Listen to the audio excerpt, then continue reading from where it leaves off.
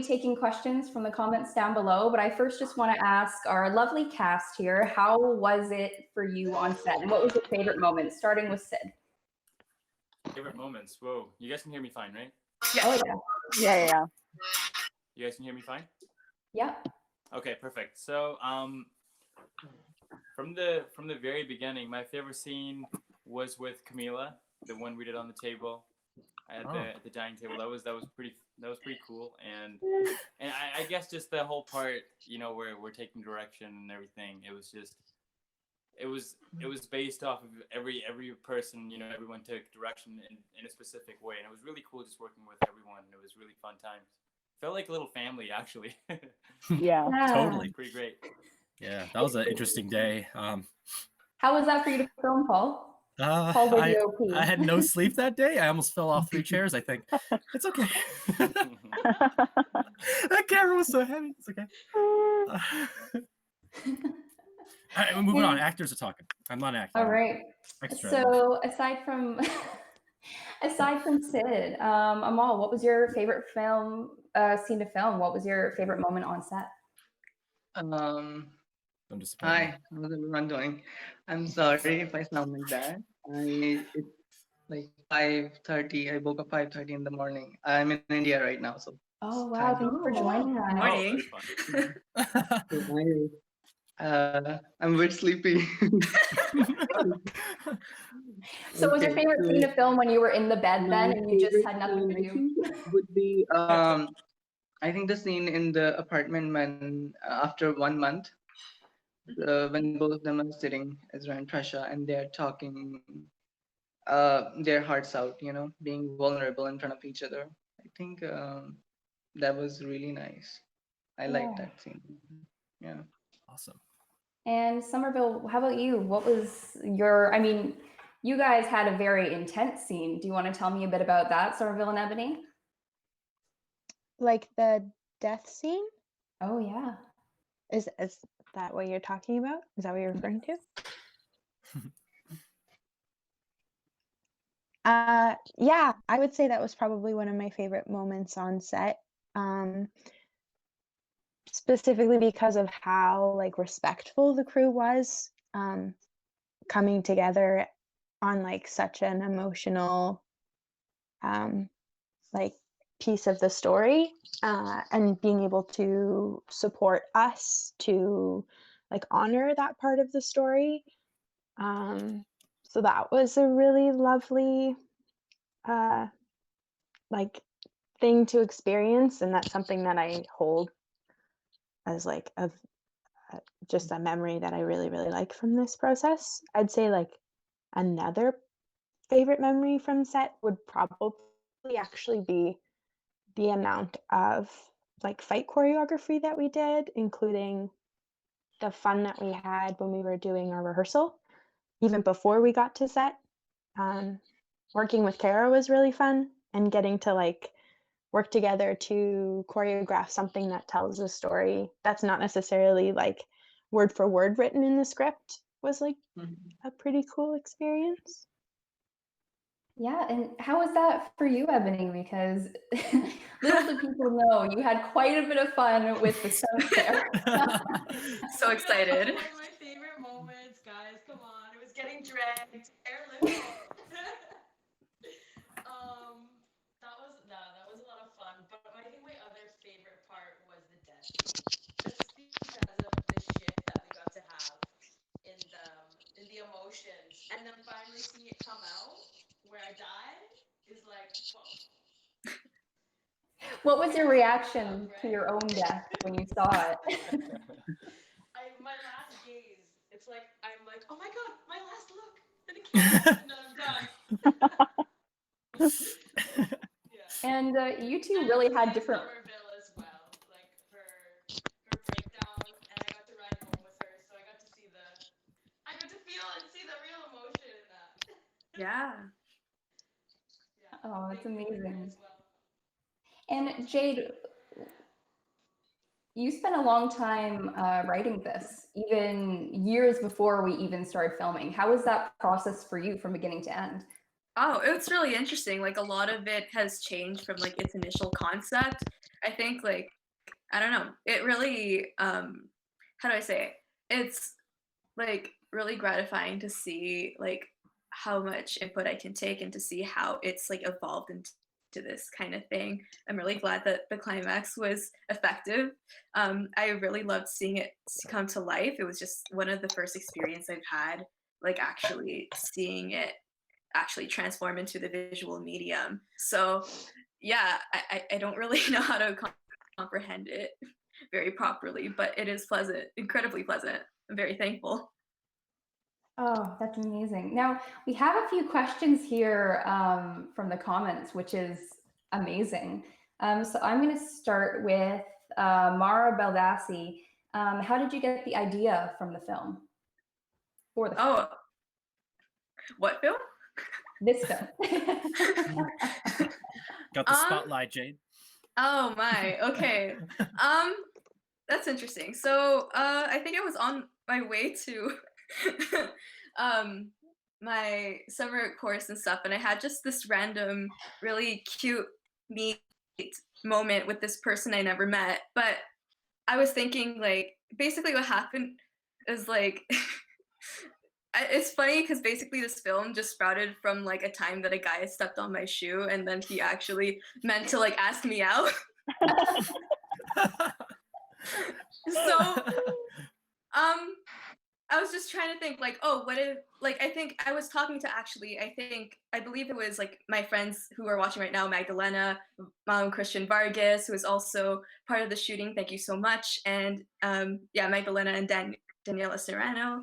And like they were like, oh, what if he did it on purpose? I'm like, well, why would he? And I'm like, then all of a sudden I was listening to a lot of Phanogram. There's a song called Futuristic Casket. So I was like, oh, what if like there's a thing where like we knew each other from a past life and they were like, I recognize you. How do I try to get your attention? So that's kind of how the idea came into motion. That's so cool. And we have another question here about the costumes, which is something I think Sabrina can speak to. The costumes are so authentic. What went into the process of creating them? Also, what was the most difficult part during the filming process? So we'll start with the process of creating them. We actually got our costumes from an amazing costume designer called Pamela Blackwood Marquez. Do you want to speak to working with Pam, Sabrina? Yeah, so Pam was actually worked with Paul before she did any of us. Yeah, that's right. For getting us that contact. And also huge shout out to Jenna Marcucci, who isn't on the call right now, but she managed all of the costumes on set and she did a terrific job with that. But everything from the design, make of the costumes, that was all Pamela. She reached out to us and she gave us options. And Megan and Jenna worked really, really hard to pick colors and schemes that really went with the film. So if you notice, Jenna did a really good job with keeping Sid, who played Prasha, with reds and Ezra with blues throughout the film. So she did that, and then she also did a lot of other stuff with colors. But in terms of the costumes, that was all Pamela. So my advice to anyone who's looking to do a historical piece is find a costume provider who has it all, because they are there to help you, and she did just a phenomenal job. In other words, find Pam out of the attic costumes. Please go and give her more business. She is phenomenal, and the way that she stitches her costume, she doesn't even have something to work off of. She does it by hand. It's amazing. So the next thing is, what was the most difficult part during the filming process? And I want to go through each of us because I feel like we'll all have a different answer, starting with Amal, going all the way down the line. I'm last, yay. Okay. Oh, I'm not on my line. Oh, okay. Oh, the lines are different. Oh. Okay, so I'll direct then, as I did on set. You could pick, Megan. Always the director. We'll start with Amal, and then we'll go to Ebony next. Cool. Okay, what was the most difficult part to film? Yes. Yeah. I think the last scene, because it was the longest scene to shoot in one go, and then it was a very emotionally charged scene. So I think that would be the hard. And it was so cold. We were trying to fit in everything because it was the last day of shoot, and we were trying to fit everything into the timeline. And then I think it was just a lot to do with at the same time. So I think that would be the scene. Yeah, the two of them had blankets in between shots. You can't tell by the image, but it was a cold October day. Ebony, what was the most difficult part for you during filming? I think for me it was the weather as well. When we were doing the last scene, it was outside on the porch, and we were in the blankets, thank God. But yeah, it was truly the end of the day, getting late. But besides that, the rest was such a joy. It was hard for me to pick one. Oh, and Jade, how about you? What was the most difficult part of filming? The first, all the cafe scenes, I have flashbacks because basically the lavalier microphones, because they're wireless, they kept picking up music. So we kept hearing fiddle music through the microphones throughout the entire solid hours. It was just me constantly trying to change radio channels, and thank goodness for Ashley's music. I don't believe we want fiddle music here. No offense. And Camilla, how about you? How do you feel about that? What's your most difficult scene? I think I had a lot of fun overall, shooting everything. But probably one of the biggest challenges was when we were doing the restaurant scene, because I was eating on the scene. So continuity wise, I was just eating spaghetti for 4 hours straight, and then trying to remember every movement I was doing. And then it looked so nice on screen, but I was just eating straight cold spaghetti and making it look like it was really good. It looked like it was delicious. It really did. Yeah, it was really good. Director of photography, what was the most difficult scene for you to film? To work out oh my God. Okay. Well, I just imagine Camila just taking one tiny bite out the chicken, like a tiny nibble during takes, just everyone's just hiding on the side of the plate. Yeah, no. No, I must say, I think the hardest scenes for me was, there was a word I wanted to accomplish with the film, and that word is authenticity. And when you do scenes from the past, you have to be authentic to the time before and getting that aesthetic. So I think it was really amazing that we had such a great art director and location scouter, which is Sabrina, helping us get the really authentic locations. That was easy on my part. I mean, the art is half my work. So I think the costumes was essential. That's why I think Pam was a great levity off of me with those scenes. But yeah, I would say those scenes were tough because we were limited on time. And I kept on adjusting our moon 1 inch every take. I'm like, I can't get it perfect. But yeah, it was tough. Yeah, the funny thing is, and what you guys might not be able to tell is, especially during those 1600 scenes, that was one long day at Country Heritage Park in Milton. And that scene when Somerville and Ebony's characters are waking up in the morning, that was pitch black in the middle of the night. And when they were on the porch, we had car headlights shining on them to help light them up. The things you do for film. Yeah. Sid, what was the most difficult scene for you to film? Oh, is this me? Sid. Oh, He's Sid. muted though. Sorry, Sabrina. Okay. Can you guys hear me now? Yeah, we can hear you. Okay, perfect. So the most challenging scene.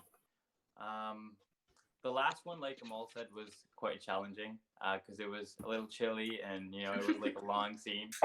And, Very cold though, right? But personally, I think the bathroom panic scene was something that I really wanted to make sure that it translated. And I guess it was one of those scenes that you really gotta work through. And it was one take too, so it was all done in one shot, and it was really exciting. But that was the hardest scene for me. Oh yeah, I remember, Sid, when I described panic attacks to you, you did push-ups on the floor to get your heart racing. I was trying my best to make sure it just made sense in my head and just translate it to the screen. But yeah. Yeah, exactly, and it really came across. How about you, Somerville? I think I can guess what was your most difficult scene, but I'll have you describe it. Yeah, I would say definitely watching Ebony die. And yeah, that was just some really intense emotional work. I was able to work with my acting coach before arriving on set, Samora Smallwood, and she really helped me develop some techniques so that I was able to reach those emotional levels. And then when I remember arriving on set Friday morning and being like, Megan, can I talk to you? Sabrina, can I talk to you? And we like sort of spoke about the like the expectations for the day and how to like cater an environment that is like, I don't know, beneficial, fosters emotional vulnerability and that sort of thing. So yeah, it was just like really the duration, I think, of like having to do that multiple times and at the same intensity each time, and like to sustain it for so long. But like, so what was surprisingly difficult, which I still need to work on, is like in the fight scene, getting like punched in the head and like swiveling your neck and also swiveling your hips at the same time, but in different directions. That was something that was just like, a little tricky. So I remember being like a little frustrated with myself at like, why can't I just bend this way and that way to make it read? But I don't know. It worked out. I think it was actually it read pretty well in the end. Oh, it read amazingly. Solid. Especially in that scene with you and Brett Roman, who played your husband Arthur. I was scared between takes, thinking, are they okay? You had to be fooled on set. And, Somerville, that was my biggest challenge as a director too. I had never, shot stunts. That was something that was brand new territory for me. So having to figure that out and navigate how to best show that and make it realistic was something I needed to figure out. And I was so lucky to have, Kara Chrisman, our amazing stunt or fight choreographer, and our stunt coordinator, Joey Racky, and Paul, just to help me with all of those aspects and really fine tuning it, all surrounding the monitor. It was just an amazing experience to have that support. And Sabrina, I have 2 questions for you. Number 1, what was your most difficult experience filming on set? Number 2, this one's from Vion Malhorta. What was your process of deciding on a budget and acquiring funds? Yeah, so I think those 2 questions actually, I think I have one answer for the 2 questions, to be honest. I think budget was a hard thing for me because at first I didn't know how much things were going to cost. You never know if something's going to happen and then you're going to have to put money out. So I was always trying to budget for the worst. And then this way, if you get that worst case scenario, you're okay. If you're not, then it's okay. I think in terms of making the budget, it did change a lot from when we started to where we are now. For example, like we budgeted to rent a ton of camera equipment, and then Paul came in with his amazing setup. It was like, don't worry, I got you. This is black magic. We had we worked with a lot of production. Well, I say a lot, I mean one production house, Joe Sutherland Rentals. A lot of the things that I learned, they were amazing. A lot of the things that I learned from this whole process is that if you don't know if you're going to get help from somebody, it's always better to just ask. Like we had catering who said they couldn't donate food, and I said, can you offer a discount if you can't donate? And even that, like 20% off was a phenomenal help. We had Pascalinos and Milton help us just because they read over the script and they loved it, so they donated food for one day. So I think in terms of budgeting, you have to always prepare for what the worst case is and then adjust along the way. And then this way, if you have extra money left over, you can throw a huge party. In that case, that didn't happen for us. Thanks, quarantine. We ended up, and post was another thing that I didn't budget for, because I initially intended post to be done with all of us, but then we realized that there were a few things that we need to get done. For example, Ashley did all the composing, phenomenal job. Cass, who helped us out with editing, she worked with Jenna, who also edited the film. So it's costs that you don't anticipate but end up helping the film so much. And I think besides that, my hardest day on set was just there was a whole week that we were back-to-back filming. Yes. And as producer, you have a line producer on set, who we had Jacob, and he did a phenomenal job. But I was doing, I was always planning for the next day, and I was worrying about the things going on today. And then God, we had Jacob because he helped me so much. But it was really hard to think, okay, what can I do right now to help everyone out, and what do I have to get done tomorrow, to make tomorrow better? So just a whole bunch of things. Yeah, and we have some comments here, and I think they're very sweet. Amber Fang says that was a really emotional scene for me. You guys acted very well. Kara, our fight coordinator, says, congratulations on a beautiful, poignant piece. Google Hang is full. Oh, we would love to have her in here, but enjoy this. I'll catch the next one. And what other questions do we have here? A shout out, that's funny. So we have a bit of a conversation. And here we go. Uzi Osborne says, question. What part about the filmmaking process and being on set in general made you realize a stereotype about film that's actually 100% true? This is interesting. Okay, let's start with Paul this time. I think it's really questions. Well, I'm gonna read the question again. 1 second. Okay. What part about something? Tell me you realize what film that's actually 100% true. Okay. I guess when you hear just one more take, it's not true. That was a drag. Yeah. I guess there's a I guess we played a lot with stereotypes. Like we had such a fun atmosphere. Like everyone was supporting each other, everyone knew each other, you know, before colleagues we were friends, right? And that was so important. So you know, when someone was being like, I'd often tease Megan, you're being the diva director, you know, like the term diva is a huge stereotype in film, and we would like to play around with different, you know, sort of aspects like that, because yeah, we felt like a family. We felt like we could trust ourselves and with everyone else because we trust them. And I guess just the biggest thing I learned is like it just can't be reiterated enough. It's such a team process.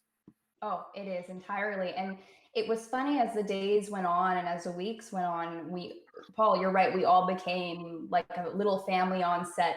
You know, Sabrina's Nona sometimes would cook for us, and we'd go downstairs and we'd have a big platter that we'd all sit around the table and eat together. And we played D&D one night. That was so fun. We did. Yeah. I'm curious about what our actors think about this question, about the stereotypes of film, what turned out to be 100% true with this film.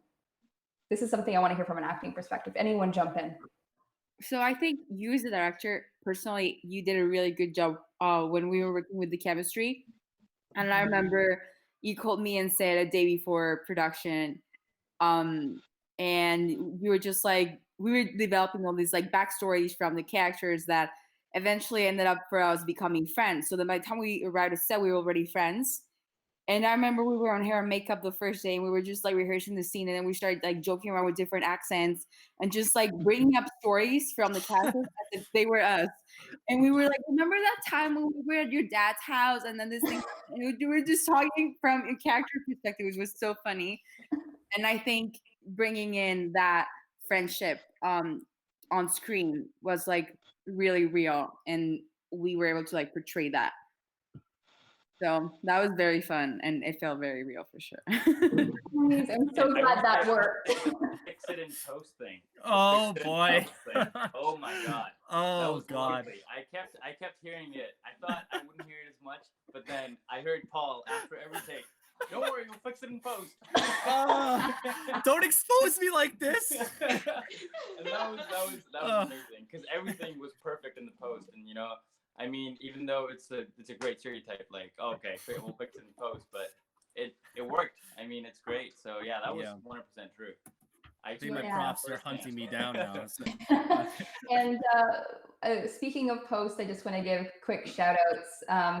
Jenna, she edited our first version of the film, and then Cass took it and spruced it up. And she is at You Want Pizzazz, an amazing company. She's so easy to work with, and she's so talented. And then, and she did the audio design too that Jade had recorded on set. And along with that, Paul did all of the color grading himself, which I thought was pretty phenomenal. Yeah.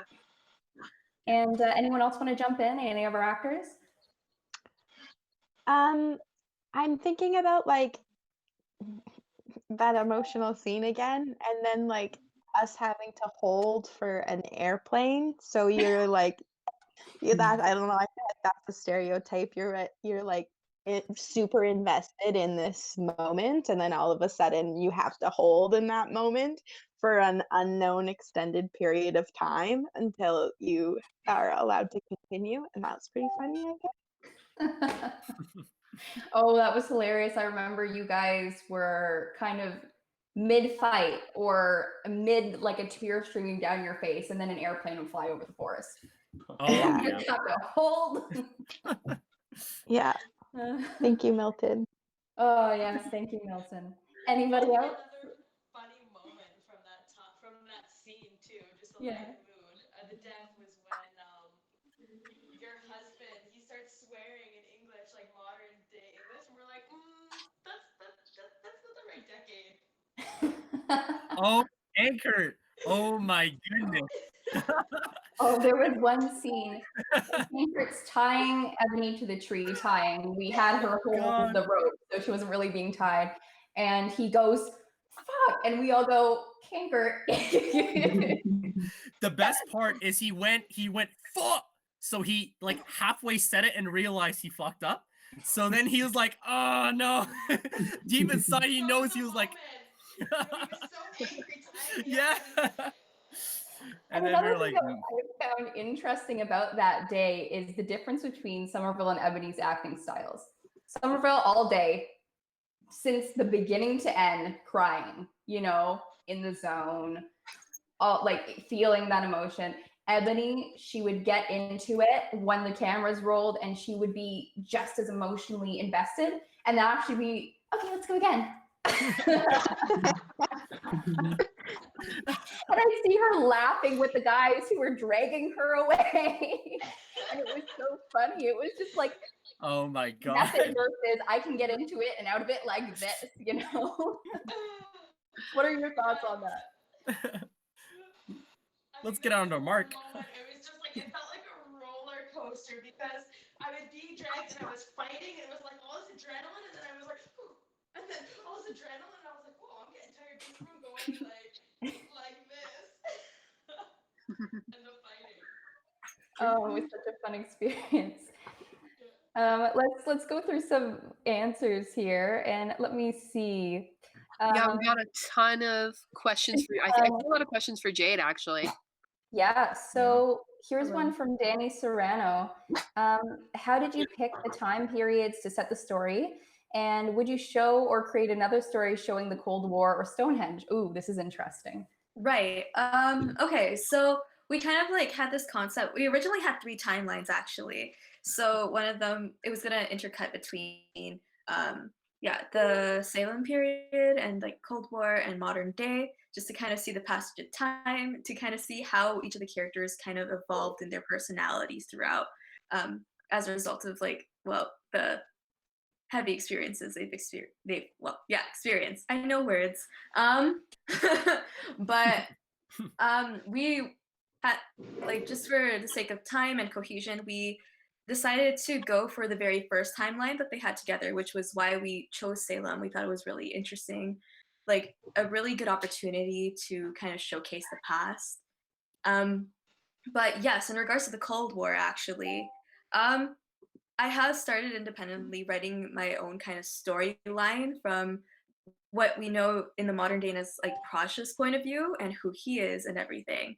Right now, it's currently in a bit of a novel format.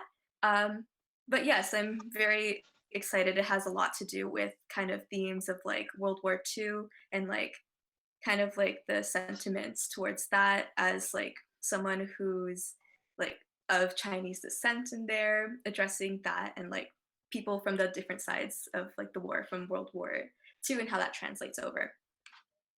And a follow-up question from Danny Serrano. In this universe, does everyone have someone like this?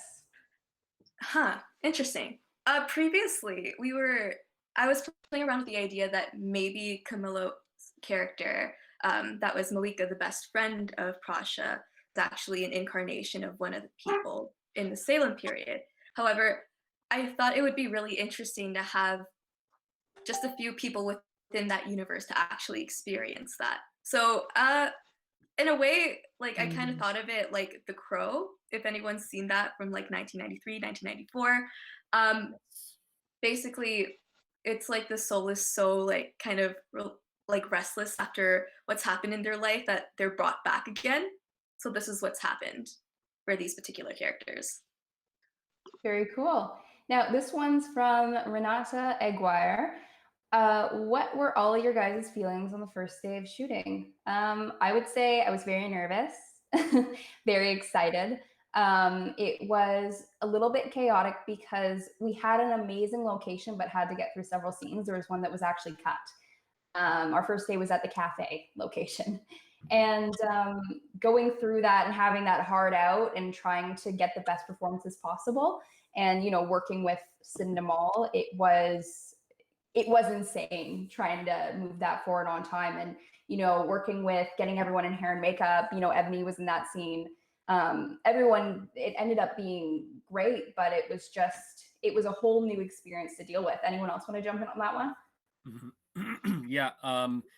In terms of the technical department, the first day, we also didn't get the lenses we wanted, which was really tough. And it was also the day where I realized my back was giving out. Just being fully honest here, that was the lens we got was actually a broadcast lens. It was a huge zoom, it was a power lens. So that thing on my shoulder and my back didn't like it. No, it was no. So it was a very nerve-wracking day, definitely. Yeah. I just want to add that I massaged Paul whenever I could. That was the best. Thank you. I could see him, and he was really doing a great job and really working hard. So I was like, "Yo, you deserve a massage." So, yeah, it was really. I felt like I was just faking confidence the whole time for the first day, and after like I met everyone and everyone was just great and friendly, and it just made it a lot easier to make that fake transition to like actually having confidence in myself. But I was freaking nervous. So yeah. I'd say that worked perfectly for your character because it's literally what Prasha feels in the beginning versus the end. Exactly. Yeah. So it was just great. Yeah, definitely. This is another one for Jade. How close was the final cut to your original version? I'm gonna guess that means your original script. Oh, let's see. Because I mean, inherently it is different because we did take an entire timeline out. From the actual vision. Let's see.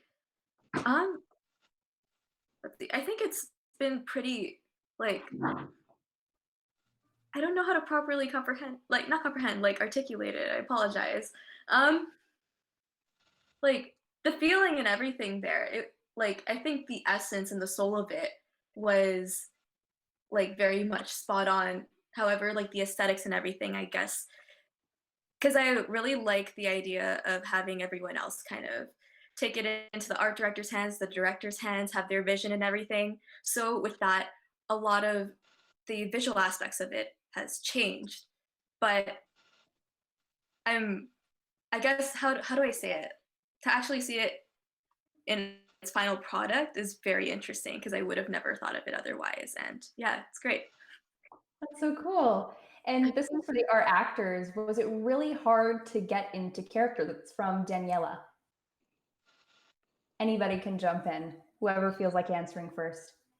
It took me a little while to understand the accent because the time period is so unique. And coming with my background, it was like, how am I supposed to talk here? And Somerville, you look like you have something to say to that.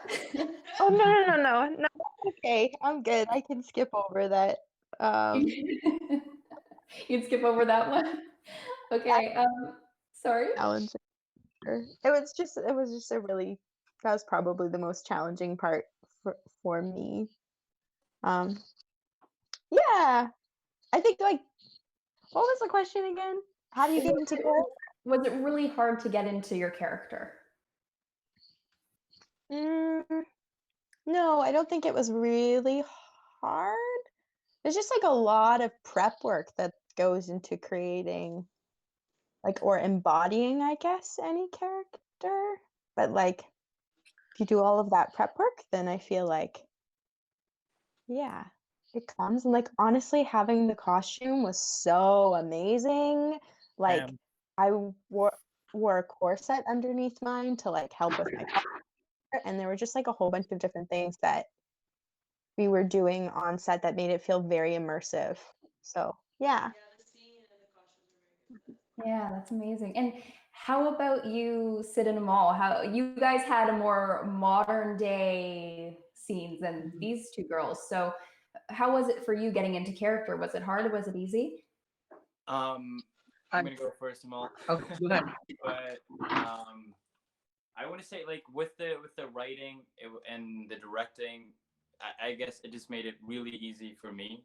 I don't know if I'm speaking for everyone here, but like like with it was just everything was just on the paper, and all I had to do was really mean what I was saying, and I guess that really made the character of Prussia. And I guess the direction, like I'm not guessing, but like the direction really helped, and it was really easy to communicate with the director, so it was amazing. Thanks, guys. And Amal, how about you? Was it hard to get into your character, Ezra? I don't think it was hard. I think hard would be if I had to do all the work, if I had to, create the character and the background story and everything all by myself. But it was already done, like Sid said, it was already there, and we had a lot. I think we did a couple of workshops on. We did the reading and everything, I think, and that helped a lot. And I read the script a lot, multiple times, to just try and understand everything, every aspect of it. So I think so that was my part on it. I didn't find it hard. Yeah, and you really killed it in your character. How about you, Camilla? I love playing Malika. I think if I met her in real life, we would be best friends. Like it was really fun. Especially I remember when we were doing the party scenes, I took the train to go up north to Aurora, and then we were shooting so late. We probably started shooting that time like what 11, 12. And yeah, when the sunset. But it was really fun just like to be able to like hang out with like the cast and production when we were like dancing. And I remember there was the last scene where Prasha and Ezra were talking outside, and we were having a silent disco party inside. And I was just like holding hands with Sabrina and Jade, and we were just like dancing our souls out. But and then I remember Jade's parents were like looking at us from the balcony, and they were just like holding their laughs so bad because we were having the time of our lives, but we weren't able to make any noises. So that was like very fun.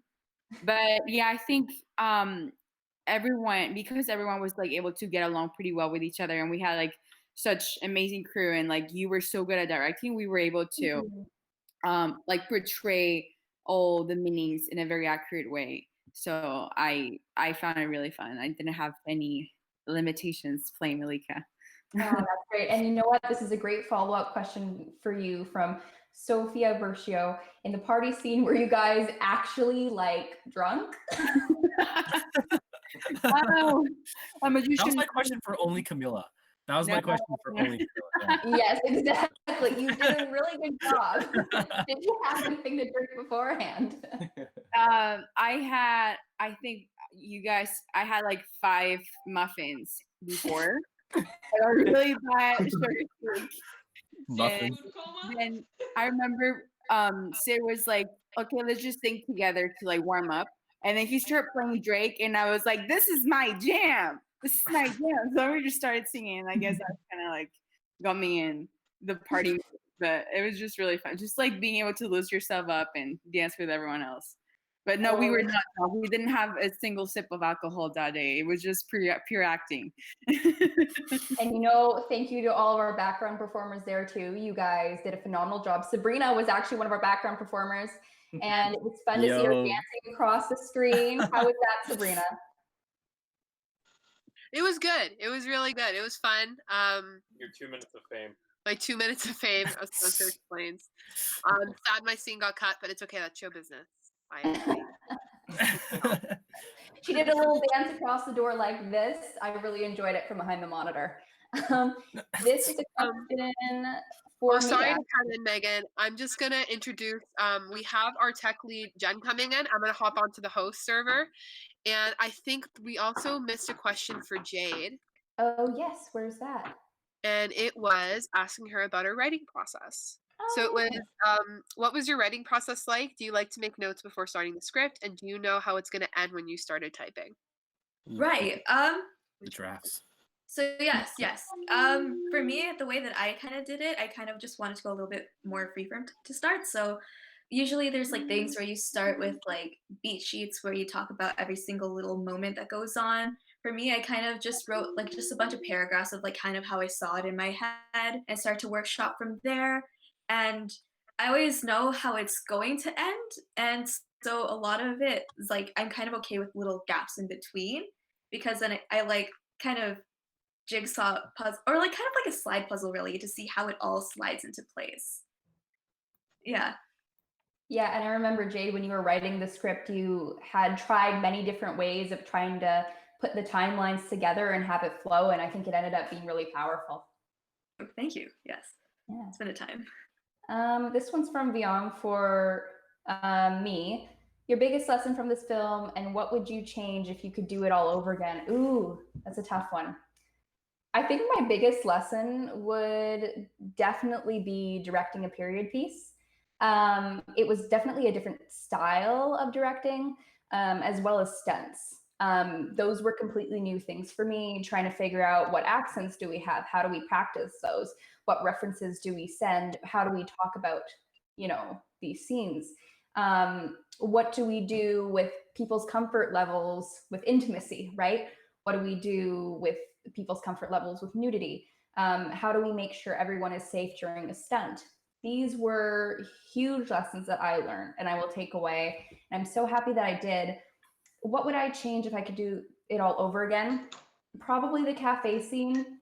We would plan our lenses a little bit better so Paul wasn't dying. Yes. We had that one big lens, like just trying to track Sid with it. You could see him shaking and just trying to get it. But he got a massage from him after, so it was all okay. I won't blame, but no one here's fault. Yes. It's okay. It's fine. Next thing. Oh, this one's for Paul. Were there any films you use as specific references or inspiration for your visuals? Oh, yeah, that's from Philip. Yeah, I'm friends with Philip. Yeah, he works a lot on the sets that I normally go onto. So, yeah, no, this is a very. I can go on about this question a lot, but I'll make it short. What was so appealing to me about the script and the film, not only being a beautiful story and character driven, is that it's very appealing for a DP. I mean, we're in so many places, we're in so many different, locations, and there's so many different tones playing around this.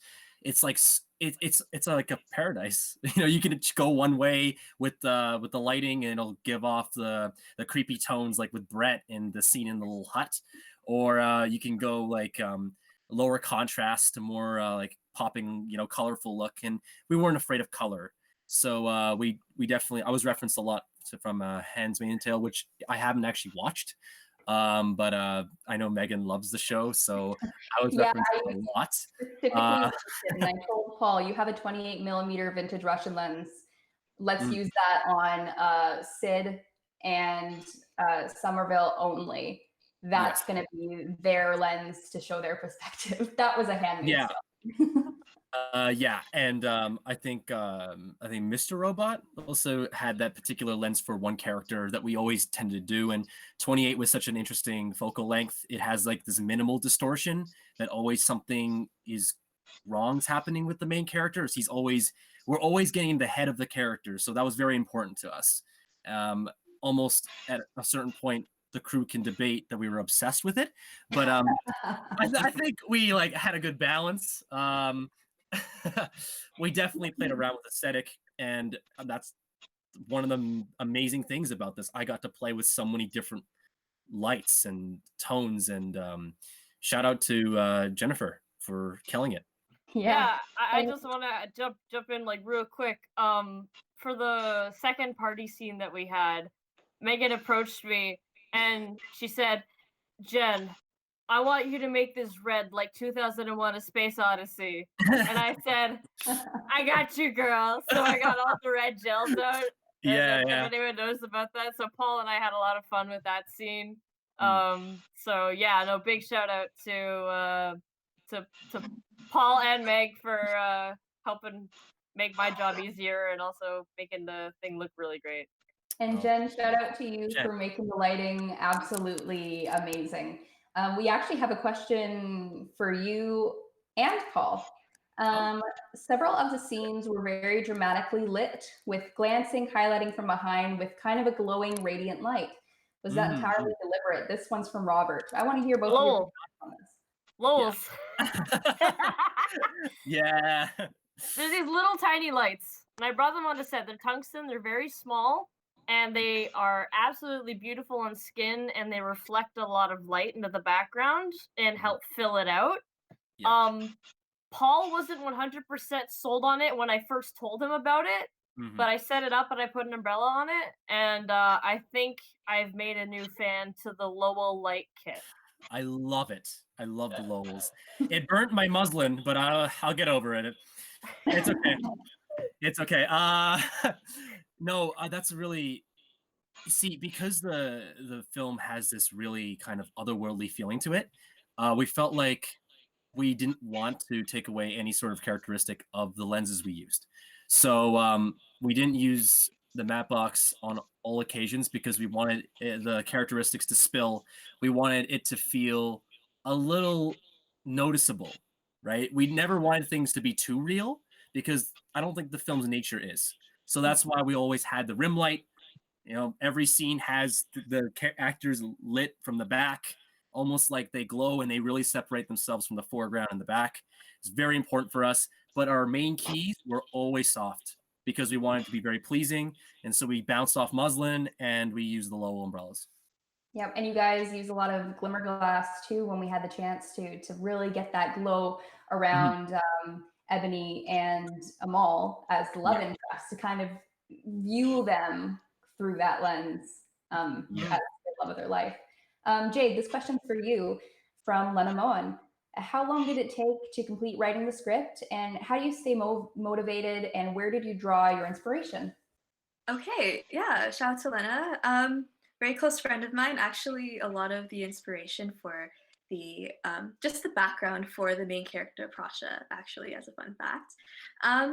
Love her to death. How long did it take me to write the script? As long as possible. I believe, like, granted, there was like a lot of time in between that I was doing other things. However, I started within like, what was it? I believe it was like December of last year up until September of the school year. So yeah, as many revisions as I could and stuff, even like the little things, you know, you always just want to get your hands back in and just readjust everything. But funny enough, there's this particular song from the Hunger Games, and I think it's called LL Woods or something like that. It really, every time I turn that on, I get like it kind of invigorates me to find the actual feeling that I want between the two main souls / characters. So that's what would usually get me going when it's like 5 a.m. and I'm still writing. We have another follow-up question from Philip. Follow-up question for Megan. What made you decide on those lenses for each character? Oh, interesting. Okay, so like Paul said, it is an interesting focal length, and what it does is it creates something called wide angle distortion. And what happens with that is it feels a little bit surreal, and it also feels like something's wrong. Now, the way that Jade wrote it, and I don't know if she intended it, but I kind of assumed that Prasha had PTSD because he's had to watch his love die over and over and over again. And so how can we really get into his head and show the subtleties of that and how he's feeling? Also, how can we show his perspective compared to Mary's perspective? I also, fun fact, I use that lens at a pivotal point in the film when Ezra finally calls Malika and kind of takes back his freedom that he hasn't had in centuries. We use that lens on him to kind of show, okay, it's not just Prasha's story anymore. He's going to take back his love. Yeah, it was very very fun to work with Megan. She was so particular of how she wanted like the framing in pre-production. So I just had a bunch of lenses that were very old, and I took them out. I'm like, here, try this one, and it was fun. Oh yeah, too fun. Maybe. I love those. Everybody on set will tell you the amount of talks we had about the lenses. Yeah, Jen would be annoyed. Jade was annoyed. We love you. We love you all, but you talked at length about.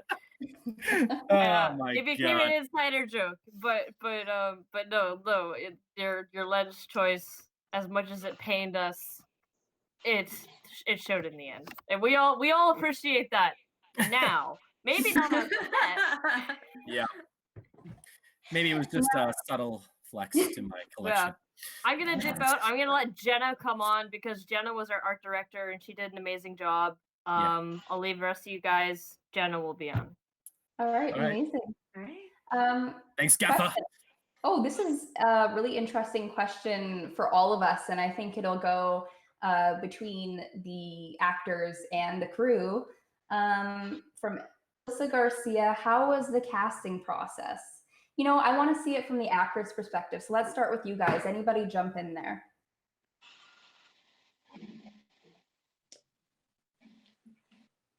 I'm just gonna go first then. Okay. Yeah, so, go ahead, Sid.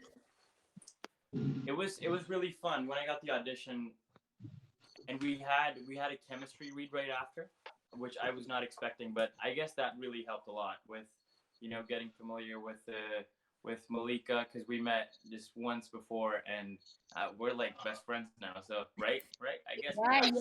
Yeah, my boy. We're best friends now. So the casting process was really, I guess, it was really important in terms of, you know, making sure the people that we find are like, you know, fitting in right, like perfectly. So I guess it was really cool that how it worked out. Now we're all kind of close. So I guess that was perfect. Meant to be. Yeah.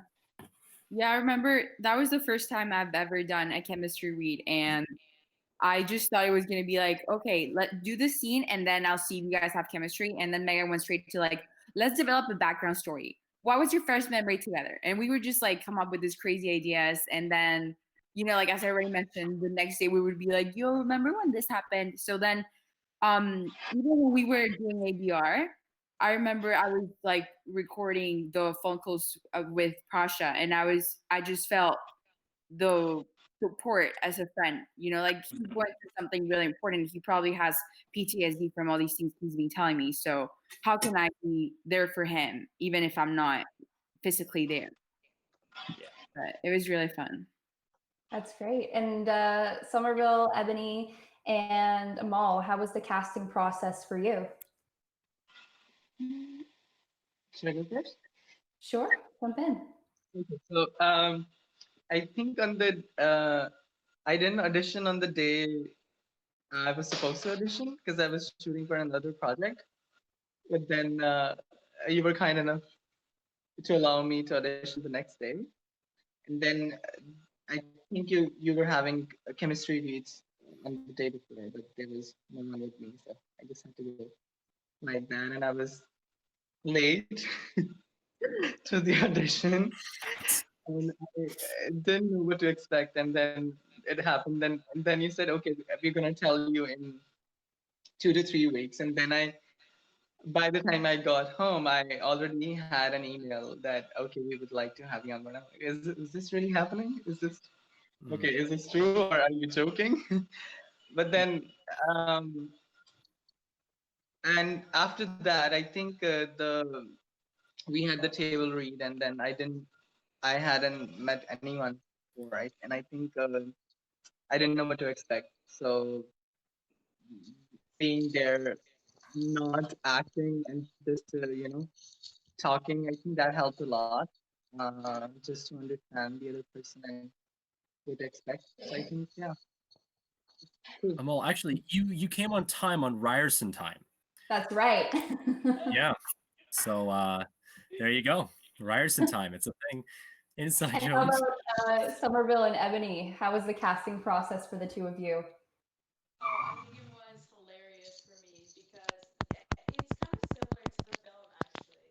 I knew this part was for me. I remember seeing it online, being like, yeah, I already got that. That's my part.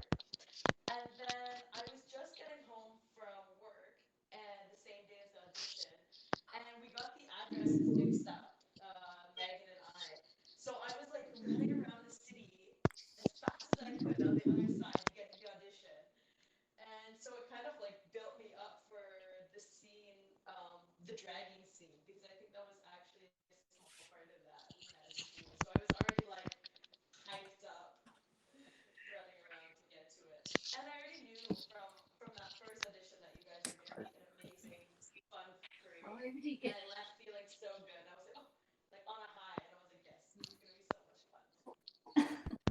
And it was meant to be from the get-go with you, Ebony. You just brought so much energy that we needed for the character. And Somerville, last but not least, how was the casting process on your end? We had a lot of Marys come in that day. Yeah, I mean,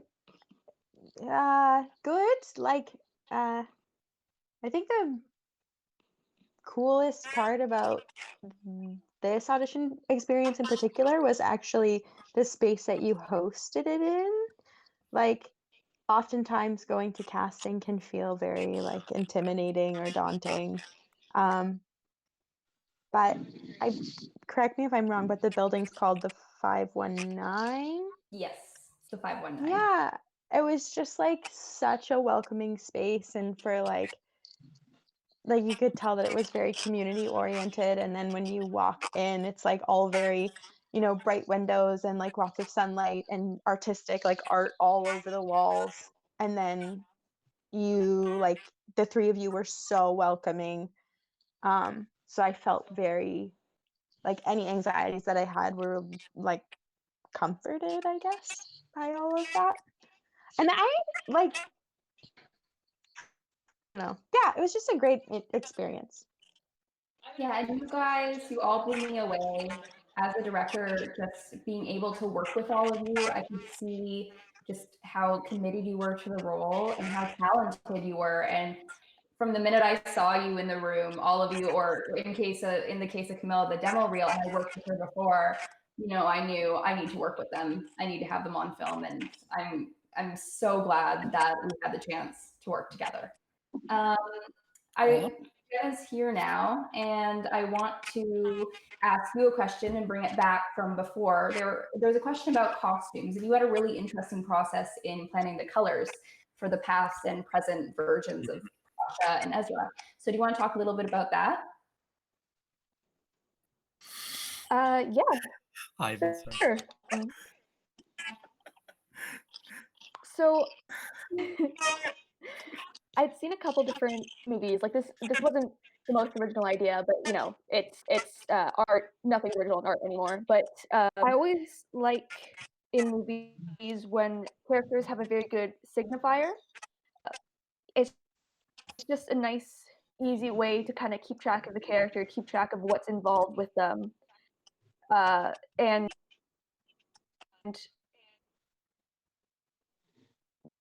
because it was a short film and we were limited on time, I thought, why Sorry, Jenna, you're breaking up there. not just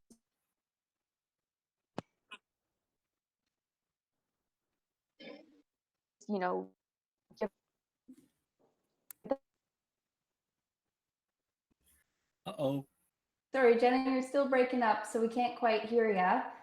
But yeah, but I know that you really put a lot of effort into it, and I saw.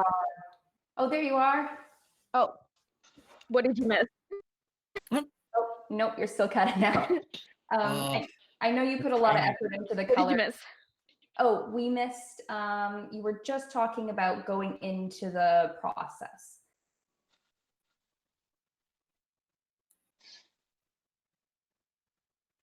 Oh, you're cutting out again. Oh no.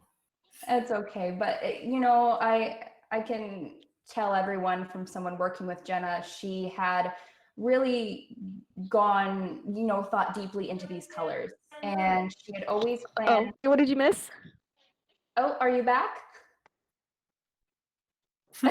You're still cutting out. So she had thought really deeply into these colors, and she had always planned for Prasha and Mary to be red and pink, and for Ezra and Connie to be blue. And at the very end, as you notice, they switched. So Prasha was wearing blue, and Ezra was wearing red. And what was interesting about that is Jay left it so open-ended, the ending of it, right? And Jenna kind of said to me, I want it to end on a positive note. I want to imply they end up together. So let's switch it and have them wear each other's colors. I thought that was so beautifully done. Yeah, and we work really close because I mean, it's what you see on the screen, right? And I'm the one holding the camera. So it's like it made my job so much easier to know that the modern day times would have this much color compared to the muted times of the past, because we wanted a distinguished look, right? And I think the vibrancy of the modern age was essential. And let me tell you, it takes one truck for gear, and it takes one truck for art. So you guys were troopers, and I want to just shout out to how you organized all that, because there was a lot of freaking costumes and a lot of stuff. Can you guys hear me now? Yes, we can hear you. Okay, so Megan, you pretty much said what I was saying. There you go. And yeah, a lot of costumes. I arrived late on set one day because we had transportation issues, and the costumes got there before I did. Well, we were in the same place, but people took the costumes first. Yeah, and so Jenna, you're cutting out again, but I know you had to track them all down.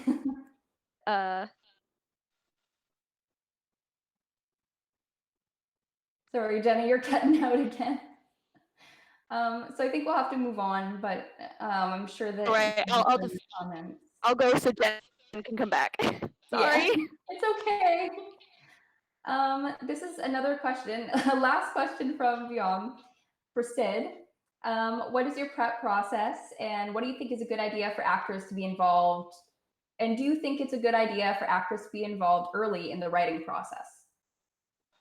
I think I don't really think it's necessary for an actor to already know what's going to happen. Like, so you don't really need to be involved with the writing process. But my process, what works for me that I've developed, like, it's not really a set process, to be honest, but it's really for this production specifically. It wasn't really hard to, like, I didn't really dig deep to like work on anything, because like I mentioned before, it was just like all there for me, and it was just really easy to, you know, just get that and just go with it. So I think as an actor, the most important thing that people sometimes think, they really put a lot of pressure on them and try to dig deeper and deeper into something that's really just there. So as long as you really mean what you're saying, and just you're just honest as the character, you know what's going on, you know, you're just aware of everything that's happening, I guess that's the best thing you can do as an actor, according to me, I guess. I think that's great advice. Does anyone have any different perspectives? Any of our actors? And being involved in writing before? From Sid, your process, what's your process going in? Do you think it's important for an actor to be involved early in the writing process? What are all of your thoughts on it, if any?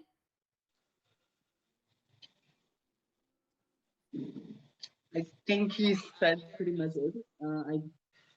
Because you are acting, not writing the story, so I think you're not changing jobs. Your job is to act, so I think You don't necessarily, unless you are the writer of the story and the actor in the stories. I think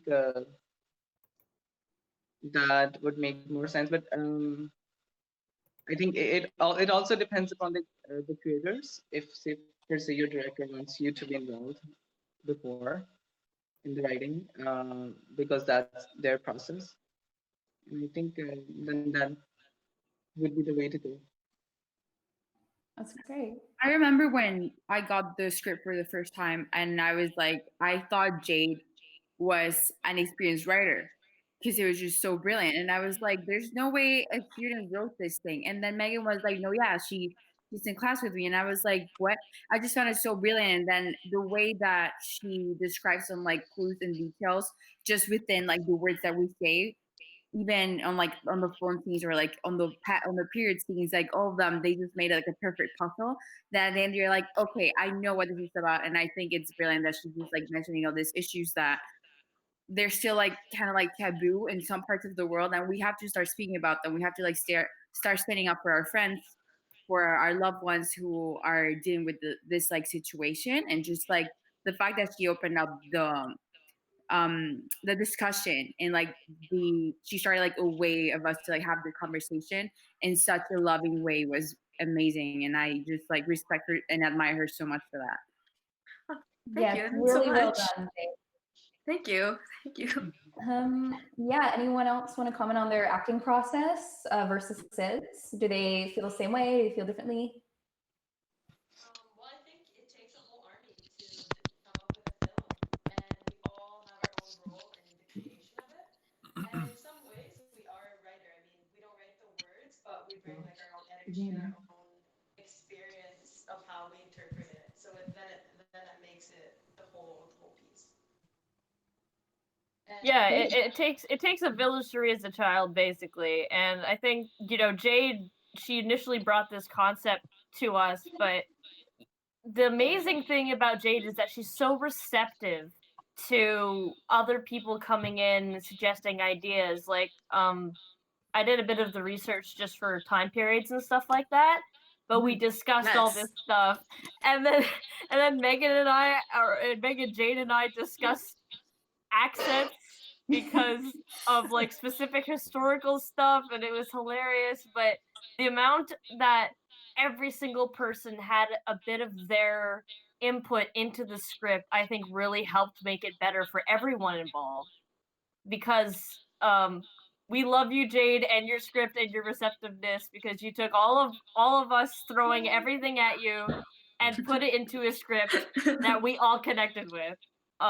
Somehow by your writing magic. So I wanted to put that in there. Yeah, it was really, really cool as a director working with a writer who's so open, because it was just sometimes, the way that the actors are delivering it changes on set, right? And so I can talk to her. Do they need to be word perfect? Can we change this line? Oh, I really like what they did there. Do you mind if we tweak this a little bit? And Jade's answer is always, yep, whatever makes it better. Yep. And she's so collaborative and easy to work with. And I think that's part of what made it such a huge success. And Somerville, how about you in your acting process? And do you think it's important for actors to be involved in the writing process early on? I agree with pretty much everything everyone has said so far. Yeah, I think that unless if it's your own idea and project that you're writing and performing in, generally I would say actors don't have input in the writing, in the script. But at least from my experiences, I would say a big part of my process was research for this one, researching time period, researching mannerisms, researching details, all of that sort of thing. There's this reality TV show. I honestly cannot remember the name of it, but it was Pilgrim something, and they send 20 people from I think it was set in like 2010, and they sent them to this like plot of land and had them all dress in wool clothing and try and like essentially be settlers. And they had like antique kettles and things that they were using to sustain life. But it was like they had this whole like research. I don't even know if I shared this with anyone, but I watched like 3 episodes of it. It was yeah, yeah, it was pretty ridiculous actually, and it gets very intense. That aside, there was just lots of research to be had for a role like this. Yeah, and I think also like something that was unique about this production in particular was how involved I feel like you and Jade were with sort of like any with like creating backstory. Sometimes I guess in my experiences I've been on sets where like that's completely up to the actor. You like work on it on your own and then you show up on set and you deliver your performance. And it was really interesting to like go for coffee with you and talk about, you know, like what, like riff off some ideas and hear your thoughts and hear Jade's thoughts and even receive that email that was like, and then here's an eloquently written backstory for you. And so those were like new elements of the process that yeah those were definitely yes, exactly. So those were totally unique to this experience. I've never had anything like that before. So yeah. I'm glad that was fun for you. It was definitely fun for us riffing off ideas. And I know Jade and I spoke and she sent me these eloquently written backstories and I said, oh, this is perfect, and send them off to all of you. So I think we're almost just about out of time, but we have a few comments, positive comments from people. Janeski CR says, love your work. Robert says, you guys have to get another project to do. The teamwork and synergy was infectious and comes through in the film. And I think our script supervisor asked a question that I think is perfect to end this off on. He said, hey everyone, glad to see everyone is alive and well. Great work. I'm proud to have been a part of this. Thank you, Ivan. Loved working with you all. Question for the production. When is the wrap party? The party don't start till Ivan walks in. Oh my gosh. I would say when COVID-19 is over, we have to get together and do something for sure. What do you guys think? Yo, we're gonna call all the extras. We're gonna call the set fam, my mom and dad driving around and being in the background of every single freaking shot. All the extras and we'll find something. I don't know. I'm saying this, but I'm also not the person who's holding the money, so we'll have to ask Sabrina. Oh, I think it's gonna be a rager. I mean, no money. We can all go out somewhere and celebrate together. Jade's house. That's right. Turn on real music this time.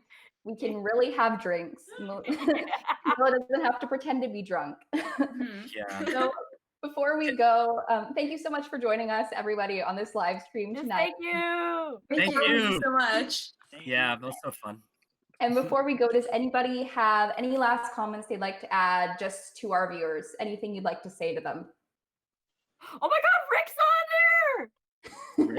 Rick Goldberg! Oh! Wow. Hey, Rick! Sorry, Rick's one of our profs. He said, amazing job, folks. Sorry it took a while to log on. And go celebrate. You deserve it. Thank you, Rick. Thank you. Yes, and thank you everyone for like going out of your way to like, you know, just be there for our premiere, to like be here to ask us questions and everything. And I understand this time is not necessarily the easiest one to go through, so my heart goes out to everyone. Hope everyone is safe.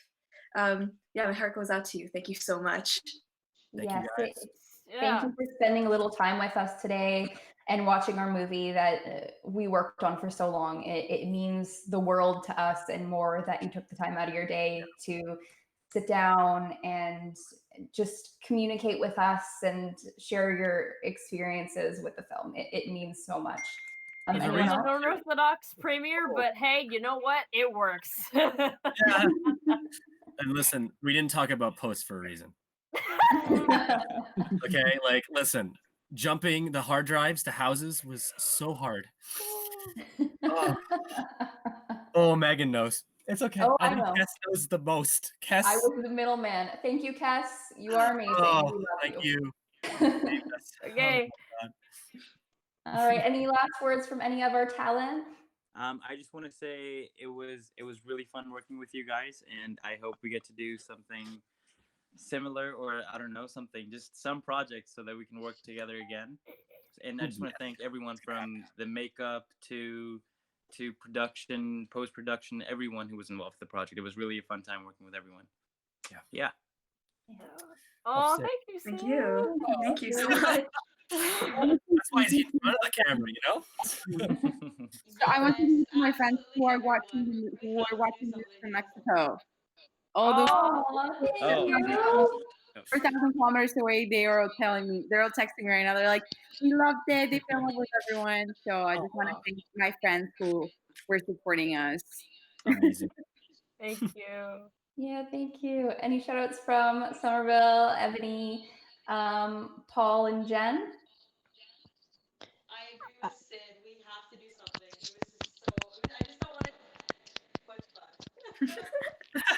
Don't worry, we've been bouncing ideas. I think there should be a show about the crew. A reality show. I love it. That's amazing. Yes. All you guys have your own characters going on in the back. I need to be a boom operator. Can I get some wild lines? There's a plane going by. I vote we call it one more for safety. Oh my gosh, yes.